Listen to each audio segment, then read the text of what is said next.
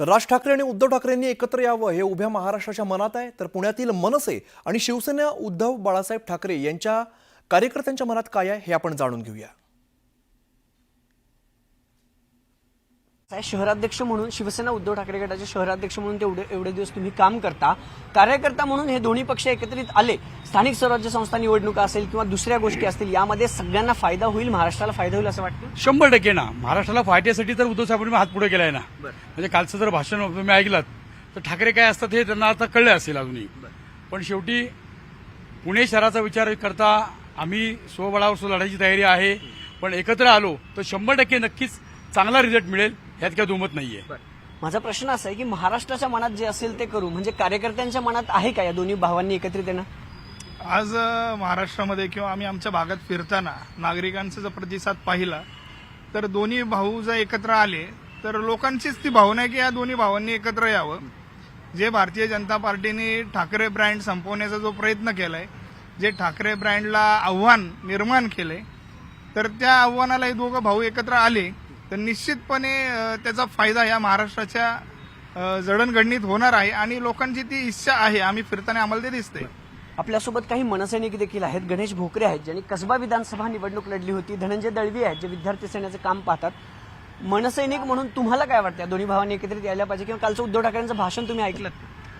एकंदरीत जो महाराष्ट्रामधला फ्लो आहे, तुम्हाला लोकांच्या प्रतिक्रिया ह्या सोशल मीडियावरच्या कमेंट्समधनं सामान्य नागरिकांमध्ये फिरताना तुम्हाला जाणवत असेल की नक्कीच उद्धव साहेब राजसाहेब एकत्र यावे ही सगळ्या लोकांची इच्छा आहे। कारण महाराष्ट्रामध्ये एक सक्षम विरोधी पक्ष असणं गरजेचं आहे।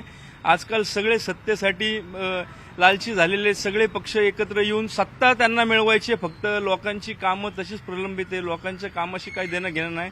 ते सन्माननीय राजसाहेब उद्धव साहेब एकत्र आले तर महाराष्ट्रामध्ये एक चांगलं नेतृत्व, एक चांगली शक्ती तयार होईल असं नक्कीच मला वाटतं। आज सकाळीच मी नवसैरीमध्ये गेलो, तिथं ते कुलकर्णी म्हणले दोघं भाऊ एकत्र आले तर काहीतरी चांगलं होईल। आणि हो, पुणेकर सुद्धा म्हणतात आणि कुलकर्णी मेन म्हणजे दोघं भाऊ पाहिजे, कारण यांनी आता महाराष्ट्रासाठी काय चालवलंय दिसतंय।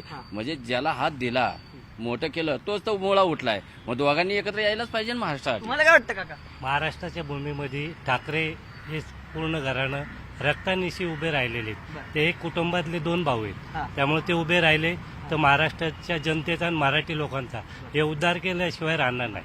आणि महाराष्ट्र मनसैनिक आणि शिवसैनिक आहेत, त्यांनी सांगितलं की दोन्ही साहेब मिळून ठरवतील।